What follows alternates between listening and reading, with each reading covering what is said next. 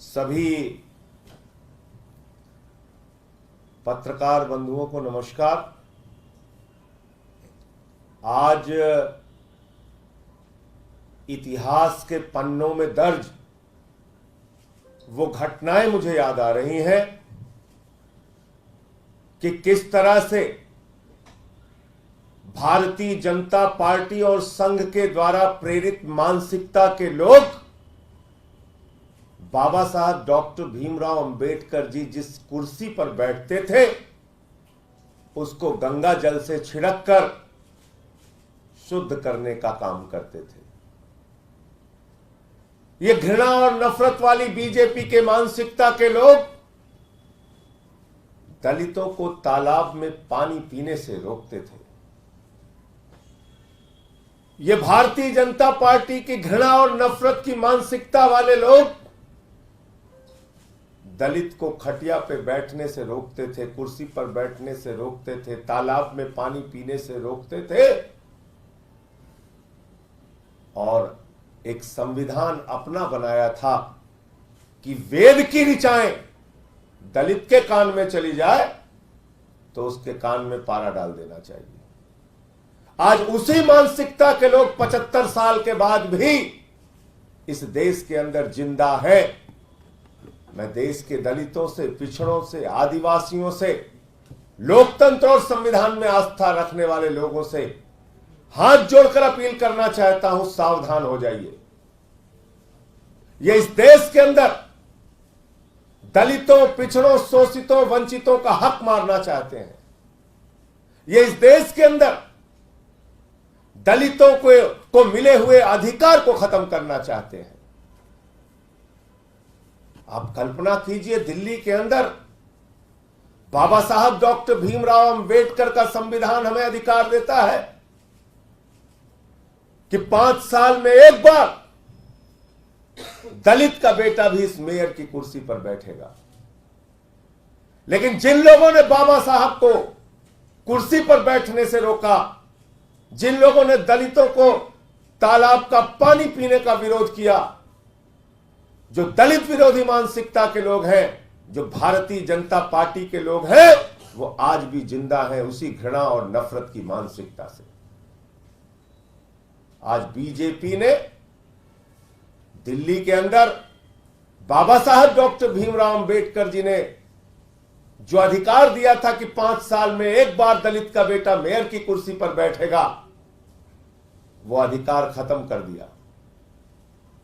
दिल्ली में भी चुनाव खत्म कर दिया और कहा कि नहीं, दलित का बेटा इस मेयर की कुर्सी पर नहीं बैठ सकता। बीजेपी ने कहा ना, दलित का बेटा मेयर की कुर्सी पर नहीं बैठेगा। यह मेयर की कुर्सी अपवित्र हो जाएगी अगर दलित का बेटा मेयर की कुर्सी पर बैठेगा। और अपना एक मोहरा तैयार किया एलजी। भाजपा के एलजी ने कहा बगैर मुख्यमंत्री के सलाह के हम प्रिजाइडिंग ऑफिसर की नियुक्ति नहीं कर सकते। यह भाजपा के एलजी का बयान है, याद रखिएगा। अब आपको 1 साल पहले ले चलता हूं, जब दिल्ली के मुख्यमंत्री ने कहा कि सबसे वरिष्ठ पार्षद को मेयर के चुनाव में प्रिजाइडिंग ऑफिसर बनाया जाए और मुकेश गोयल का नाम उन्होंने भेजा कि सबसे वरिष्ठ पार्षदों में मुकेश गोयल है, तो दिल्ली के एलजी ने कहा, उस कागज को फाड़कर कूड़ेदान में डाल दिया और कहा कि हम भाजपा की पार्षद सत्या शर्मा को प्रिजाइडिंग ऑफिसर बनाएंगे।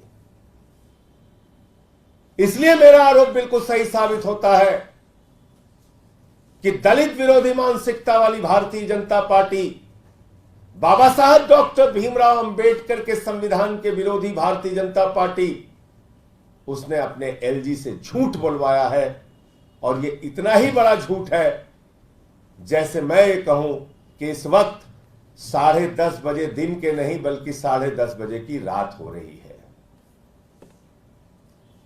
यह है वो पत्र जहां मुख्यमंत्री की सलाह के बगैर, ये पत्र आपको दे देंगे अभी, जहां मुख्यमंत्री की सलाह के बगैर सत्या शर्मा को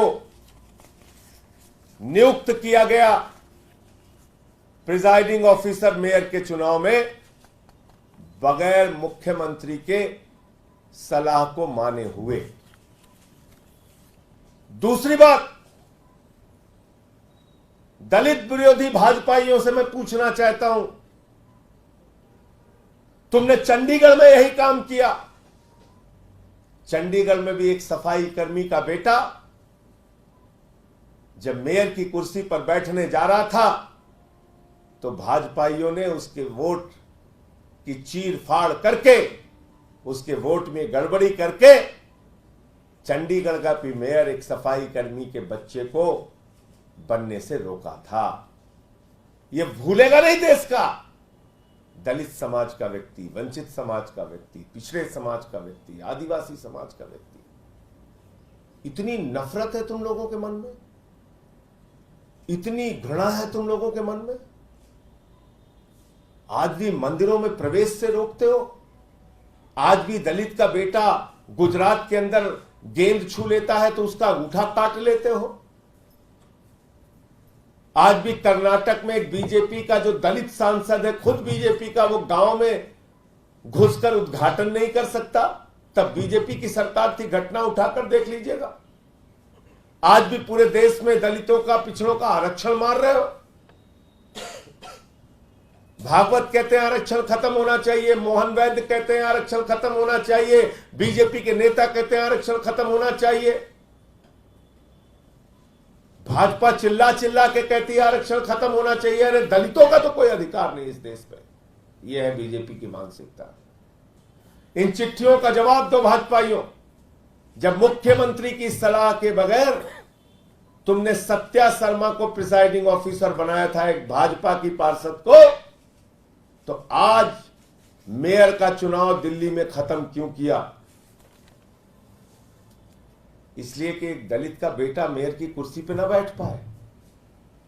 इतनी नफरत, इतनी घृणा तुम्हारे मन में, इतनी घृणा। और इतना ही नहीं किया, एलजी ने पिछली बार 10 भाजपा के कार्यकर्ताओं को पार्षद नामित कर दिया। उसका भी कागज अभी आपको दे रहे हैं। ये 10 भाजपा के कार्यकर्ता हैं जिनको पार्षद बना दिया। पूछो भाजपा के एलजी से कि मुख्यमंत्री ने जिन नामों को पार्षद नामित करने के लिए भेजा था, उसके खिलाफ जाकर भाजपा के एलजी ने 10 पार्षद बीजेपी कार्यकर्ताओं को बना दिए। और मामला सर्वोच्च न्यायालय में गया। सर्वोच्च न्यायालय ने कहा, और सिर्फ पार्षद नहीं बनाया भाजपा के एलजी ने, इनको वोटिंग का अधिकार दे दिया। सर्वोच्च न्यायालय ने कहा नामित लोगों को वोटिंग का अधिकार नहीं है। और आज भी यह मामला, पार्षदों की नियुक्ति का मामला, पार्षदों को नामित करने का मामला कोर्ट में लंबित है, जिसके कारण से स्टैंडिंग कमेटी का चुनाव नहीं हो पा रहा। तो इसलिए मैं दोहरा रहा हूं इस बात को कि आज पूरी दिल्ली और पूरे देश ने देख लिया। और मेरी बात जो मैं बार बार कह रहा हूं, फिर दोहरा रहा हूं, भारतीय जनता पार्टी बाबा साहब डॉक्टर भीमराव अंबेडकर के द्वारा लिखे गए संविधान को खत्म करना चाहती है। भारतीय जनता पार्टी इस देश के अंदर दलितों, पिछड़ों, शोषितों, वंचितों के लिए, आदिवासियों के लिए संविधान में दिए गए आरक्षण को खत्म करना चाहती है। बाबा साहब डॉक्टर भीमराव अंबेडकर के संविधान के द्वारा चुनाव में दलितों को दिए गए आरक्षण को खत्म करना चाहती है। भारतीय जनता पार्टी बाबा साहब भीमराव जी के नहीं बल्कि भागवत के संविधान को लागू करना चाहती है। और भारतीय जनता पार्टी संविधान खत्म करके, आरक्षण खत्म करके देश के अंदर चुनाव खत्म करना चाहती है।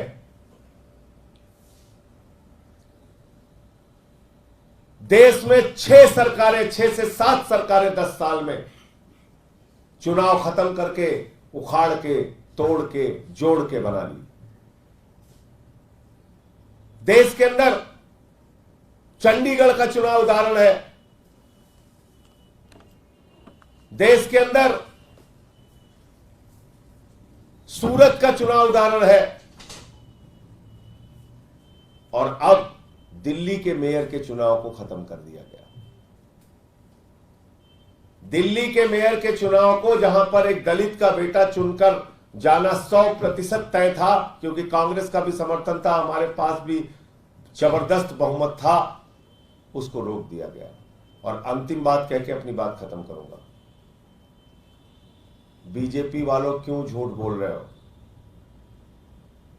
भाजपा के एलजी साहब आप क्यों झूठ बोल रहे हैं? मैं चुनौती देता हूं,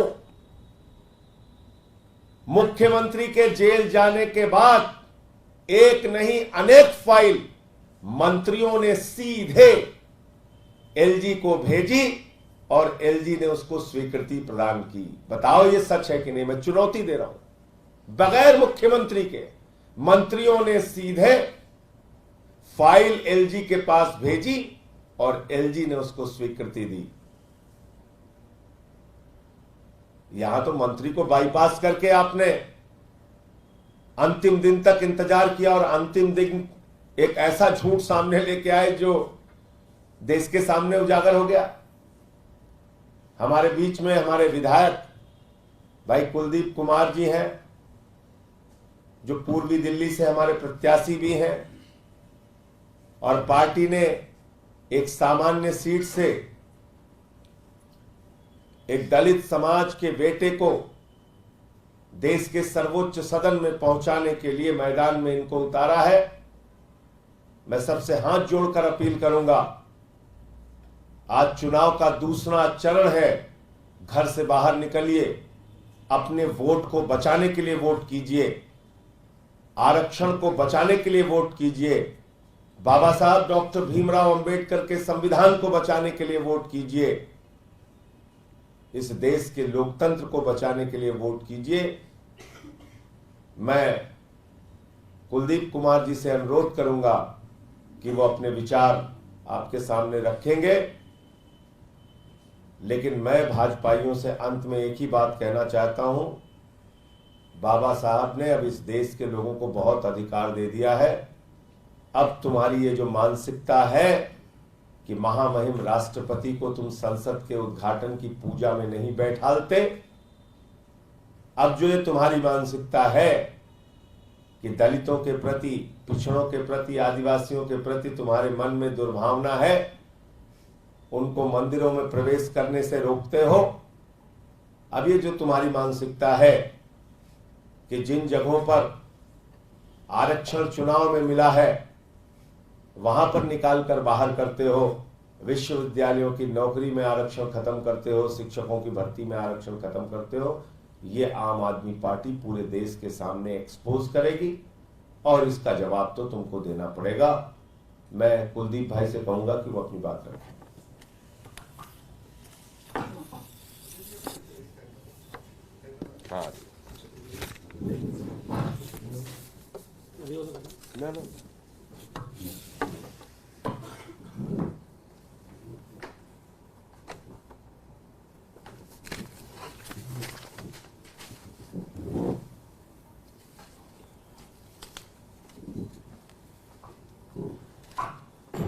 धन्यवाद। और बड़े विस्तार से अभी संजय भैया जी ने सारी बातें मीडिया के सामने रखी हैं, लेकिन ये आज बड़ा दुर्भाग्य है और बड़ा दुख का विषय भी है कि इस आजादी के इतने वर्षों के बाद भी अगर कोई पार्टी दलित विरोधी मानसिकता के रूप में काम कर रही है, पिछड़ा विरोधी मानसिकता के रूप में काम कर रही है, तो वो भारतीय जनता पार्टी है, जो समय समय पर इस बात का उदाहरण दे देती है कि दलित समाज के लोगों, पिछड़े समाज के लोगों, बाबा साहब अंबेडकर ने तुम्हें संविधान में अधिकार तो दे दिए, लेकिन जो तानाशाही देश की कुर्सी पे बैठे हुए हैं, जो भारतीय जनता पार्टी देश की सत्ता में बैठी हुई है, वो अधिकार आपको लेने नहीं देगी। संविधान में बेशक बाबा साहब ने कह दिया हो कि 5 साल में दिल्ली की नगर निगम में एक बार जो मेयर बनेगा वो दलित समाज का बेटा बनेगा, दलित समाज का व्यक्ति बनेगा। लेकिन भारतीय जनता पार्टी ये कहती है, एलजी के माध्यम से कहलवाने का कोशिश करती है, मैसेज देना चाहती है कि संविधान ने अगर कहा भी है कि दलित समाज का बेटा मेयर बनेगा, लेकिन भारतीय जनता पार्टी आपको बनने नहीं देगी। आज भारतीय जनता पार्टी ने जिस तरह से इस मेयर के चुनाव में जिस प्रकार से रोकने का प्रयास किया है, एक दलित समाज के बेटे को मेयर ना बनने देना, यह दिखाता है, देश भर के अंदर यह दिखाता है कि भारतीय जनता पार्टी दलित विरोधी मानसिकता के साथ, पिछड़ा विरोधी मानसिकता के साथ काम करने का काम कर रही है। और इसलिए यह बात स्पष्ट रूप से कही जाती है कि भारतीय जनता पार्टी इस देश में आरक्षण का विरोध करती है। और वो इस देश के बड़े बड़े मंचों से उनके बड़े बड़े नेता ये बात स्पष्ट कर चुके हैं कि वो इस देश से आरक्षण खत्म करना चाहते हैं। आज एलजी के माध्यम से दिल्ली का चुनाव रुकवा दिया गया। एक दलित का बेटा मेयर बनने वाला था, आम आदमी पार्टी के पास पूरा बहुमत था। अरे जब चुनाव आयोग ने चुनाव कराने की अनुमति दे दी तो लेफ्टिनेंट गवर्नर कौन होते हैं चुनाव को रोकने वाले?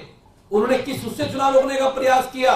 लेकिन सिर्फ और सिर्फ भारतीय जनता पार्टी के कहने पर उनकी मानसिकता को इंप्लीमेंट करने का काम आज दिल्ली के उपराज्यपाल महोदय कर रहे हैं। मैं देश को बताना चाहता हूं कि ये वही भारतीय जनता पार्टी है कि जब देश की संसद का उद्घाटन होता है तो एक राष्ट्रपति को, जो देश का सबसे सर्वोच्च पद है, उनको केवल इसलिए नहीं बुलाया जाता कि वो एक आदिवासी समाज से आती हैं, वो एक महिला है। और भारतीय जनता पार्टी आदिवासी, दलित, पिछड़ों और महिला विरोधी पार्टी है, इसलिए वो उसके उद्घाटन में उनको नहीं बुलाती है। रामनाथ कोविंद जी को नहीं बुलाया जाता है क्योंकि वो दलित राष्ट्रपति थे। उनके जाने से वो मंदिर के पास भारतीय जनता पार्टी की मानसिकता के अनुसार वो मंदिर अछूत हो जाता, इसलिए उन्होंने उनको नहीं बुलाया। ये भारतीय जनता पार्टी की मानसिकता है। पूरे देश ने देखा कि मध्य प्रदेश के अंदर कैसे भारतीय जनता पार्टी के शासनकाल में भाजपा के नेता ने दलित व्यक्ति के ऊपर उनके मुंह पर पेशाब करने का काम किया। इस मानसिकता की भारतीय जनता पार्टी है। आज भी मूंछ रखने पर भारतीय जनता पार्टी के शासित राज्यों के अंदर दलितों की हत्या की जाती है। हाथरस के अंदर एक दलित समाज की बेटी को आधी रात को जलाया जाता है, उसके परिवार को शव नहीं दिया जाता है। ये वही भारतीय जनता पार्टी है जो दलित बेटियों के साथ बलात्कार करने वाले बलात्कारियों के साथ उनके समर्थन में जाके खड़ी हो जाती है कि उसने दलित समाज की बेटी का बलात्कार किया। आप सोचिए किस मानसिकता को लेकर भारतीय जनता पार्टी आज बढ़ रही है। लेकिन मैं कहना चाहता हूं देश के लोगों से, दिल्ली के लोगों से कहना चाहता हूं कि भारतीय जनता पार्टी ने जिस मानसिकता से मेयर के चुनाव को रोकने का काम किया है, एक तरफ अरविंद केजरीवाल जी है, एक तरफ आम आदमी पार्टी है जो दलित के बच्चों को मौका देती है राजनीति में आने का, जो मौका देती है उनको मेयर बनने का, जो मौका देती है उनको जनरल सीट पर चुनाव लड़ने का, सांसद का चुनाव लड़ने का। एक तरफ भारतीय जनता पार्टी है जो किसी भी हद तक जाकर दलित समाज के व्यक्ति को मिलने वाले प्रतिनिधित्व को रोकना चाहती है। और आज तो भारतीय जनता पार्टी जितनी भी सेंट्रल गवर्नमेंट की नौकरियां हैं, उन नौकरियों के अंदर बिना आरक्षण दिए बैक डोर से एंट्री कराने का काम आईएएस और पीसीएस का करने का काम करने वाली ये वही भारतीय जनता पार्टी है जिसने विश्वविद्यालयों के अंदर बैक डोर से एंट्री कराई गई, आरक्षण को खत्म किया गया। इन लोगों ने आरक्षण को खत्म वैसे तो नहीं किया, लेकिन बैक डोर से खत्म करने का काम कर रही है। और अब अगर 2024 में ये पार्टी सत्ता में आती है तो ये बाबा साहब अंबेडकर के संविधान को बदलने का काम करेगी।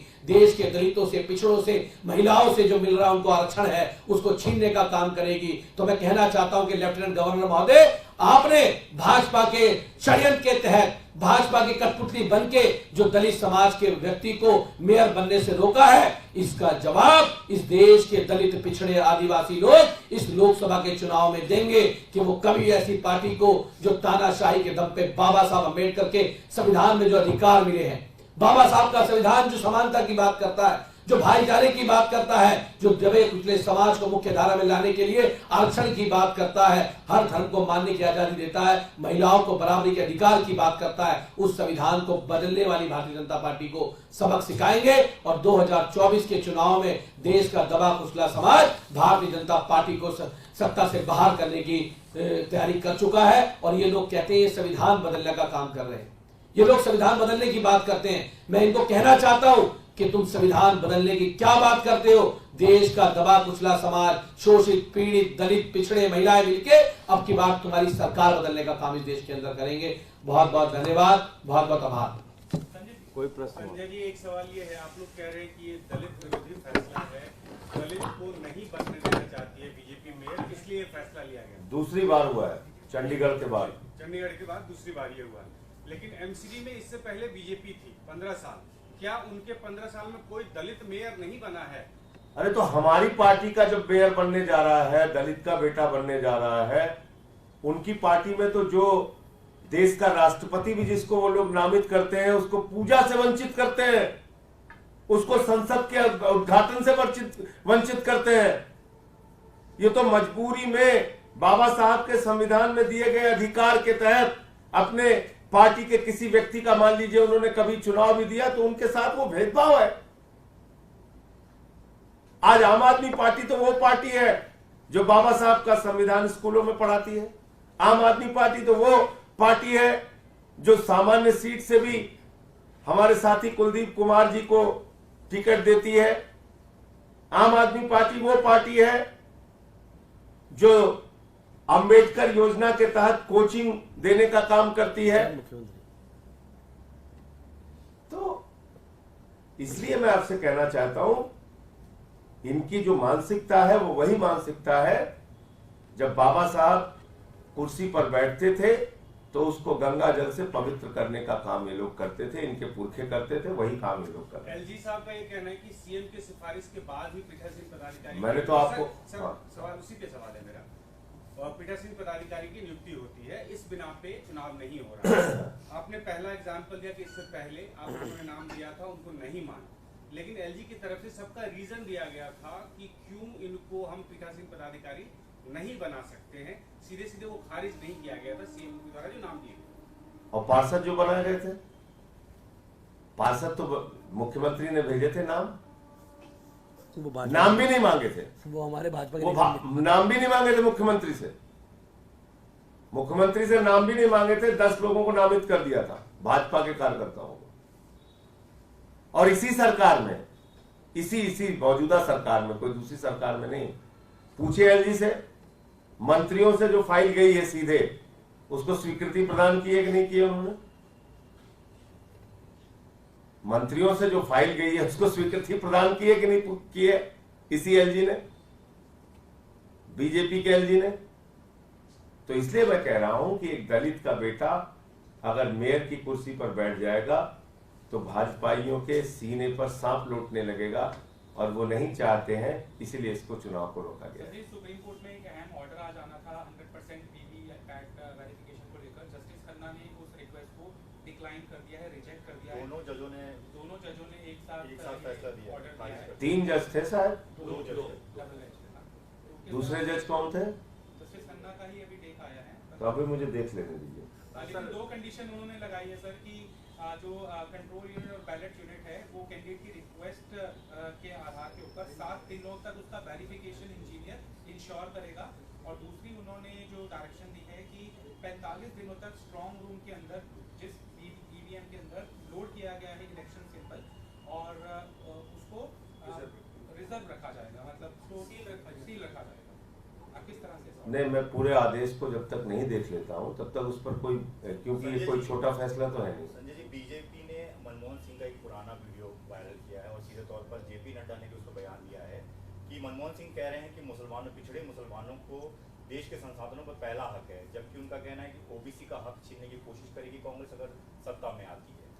10 साल का रिपोर्ट कार्ड रखो यार, क्या फालतू की बातें कर रहे हो भैया। 2 करोड़ नौकरी कहा था नौजवानों को। हम लोग कई बार स्टेशन पे जा चुके बुलेट ट्रेन खोजने के लिए, मिल ही नहीं रही है। कुलदीप जी भी गए थे 15 लाख बैंक में, नहीं मिले, चुनाव लड़ना था। 15 लाख रुपए सोचे कि चुनाव में ही काम आ जाएगा। कई बार बैंक में जा चुके हम लोग कि 15 लाख आ गया होगा मोदी जी का, काला धन आ गया होगा, आया ही नहीं अब तक। उससे स्मार्ट सिटी में रोज हमारी माताएं बहनें जाती हैं बैंकों में, भैया हमारा 15 लाख आया, क्या हुआ उसका? 2 करोड़ नौकरियों का क्या हुआ? और भारत की संपत्ति कहां चली गई? कोयला किसके पास, गैस किसके पास, बिजली किसके पास, पानी किसके पास, सड़क किसके पास, स्टील किसके पास, पोर्ट किसके पास, एयरपोर्ट किसके पास?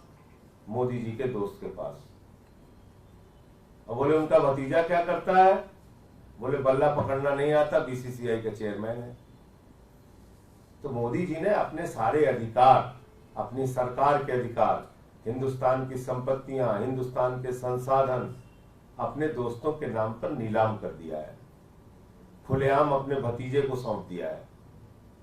तो इसलिए इन सब बातों का 10 साल हो गए आपको, आप ऐसे बात कर रहे हैं जैसे आप विपक्ष का चुनाव लड़ रहे हैं।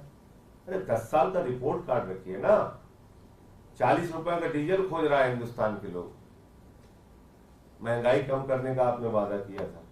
50 रुपए में पेट्रोल बेच रहे थे, क्या हुआ? 120 रुपए लीटर पेट्रोल बिका आपके राज्य में। तो अब देखिए इन सब बातों का कोई असर नहीं है। अब सीधे सीधे लोग हिसाब चाह रहे हैं कि भाई क्या हुआ जो वादे आपने किए थे, क्या हुआ तेरा वादा, वो कसम, वो इरादा, सब पूछ रहे हैं। संजय जी, मूल विषय पर लौटते हैं।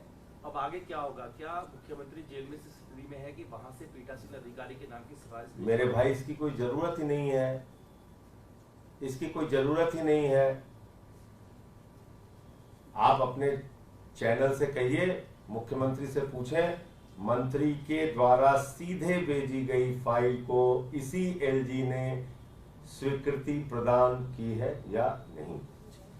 संजय जी, केरल की विजिट में थे एलजी, वहां के एलओपी ने शिकायत की है कि चर्चिस का जो विजिट किया है दिल्ली के एलजी विनय सक्सेना ने, ये मॉडल कोड ऑफ कंडक्ट का उल्लंघन है, एक तरह से प्रभावित। अब जब मैं कहता हूं कि बीजेपी का एलजी, तो आप लोग कहते हैं नहीं नहीं महामहिम उपराज्यपाल है।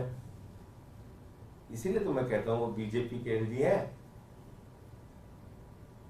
बताइए, एक एलजी के लिए ऐसे शब्द प्रयोग करने से पहले मुझे भी तो बुरा लगता होगा। जब मैं कहता हूं वो बीजेपी के एलजी हैं, तो आप लोग कहते हैं नहीं नहीं वो महामहिम उपराज्यपाल है। लेकिन वो तो खुद अपने एक्ट से, अपने कार्यप्रणाली से ये साबित करते हैं कि वो चुनाव में कार्यकर्ता बन के काम करेंगे। उनकी ड्यूटी केरल में लगाई जाएगी तो वहां भी जाएंगे, आंध्रा में लगाई जाएगी तो वहां भी जाएंगे, तमिलनाडु भी जाएंगे, हर जगह। तमिलनाडु में तो खत्म हो गया चुनाव, अच्छा, तो हर जगह जाएंगे वो। धन्यवाद। कहीं सुना है रिटेल की दुकान पर होलसेल का दाम? जी हाँ, नव्या लेकर आया है डिजाइनर सूट्स, कुर्तीज और फैब्रिक्स। सबसे सस्ता, सबसे अच्छा, defence road, Mamun, Pathankot. Contact 96141 96141।